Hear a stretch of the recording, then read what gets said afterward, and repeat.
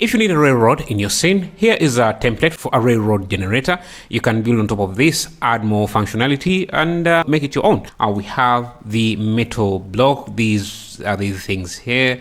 They're all built in geometry nodes, and we can take a look at those. You can see how they look like. You can make them wider by just changing this. So if you're making this a modifier, you can just expose this parameter here to make them wider. You can make them thicker using this. You can do that. If you prefer a wooden kind, you can import in an object.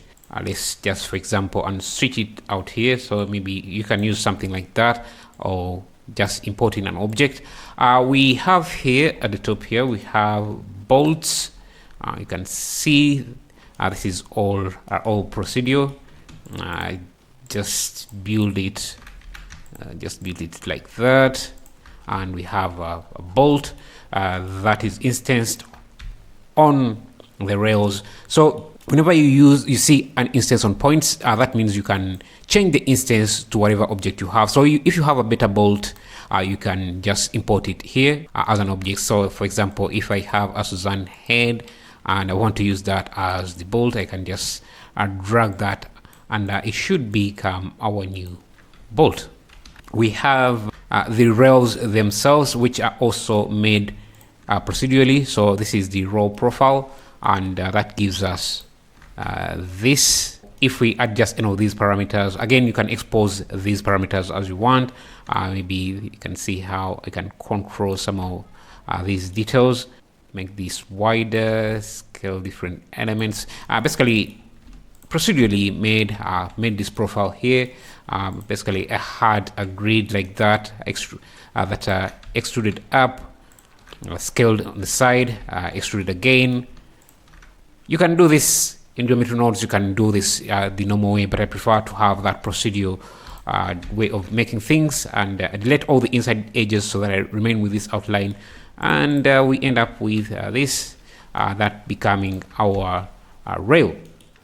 The rail itself is these rails are instanced or basically created from a curve object that you draw in your scene, resampled, and then let's see. Then you create this mesh that follows the curve. Delete the inner bits, the inner edges to remain with this outline, but I will still have this edge that I delete here. Most of these tips are things I teach in the Master Geometry Nodes course, so you can take a look at that if you want to build your own tools, but you can get this for free if you don't want to do that. Anyway, so that's what turns into this rail, and now you have these, this could be rocks. I just used cubes as a placeholder. As long as you're using the instance on points node, you can change out the instance. And the way I set this up is that I started with the same line, the same curve, and turned it into this line. If you look at the profile of the rods, I don't know if it's visible here, the rocks always make this arch here. That's the structure I created here using a line that I resampled and then transformed to have something like this, and then set cyclic so that is full circle. And then that's what I am turning into this, giving it the profile, convert it to a volume, and then instance points on that volume, which I then turn into the cubes you see, join that to the main thing. This is all procedural, like you've already seen. I can come here. Where would that be? Is this?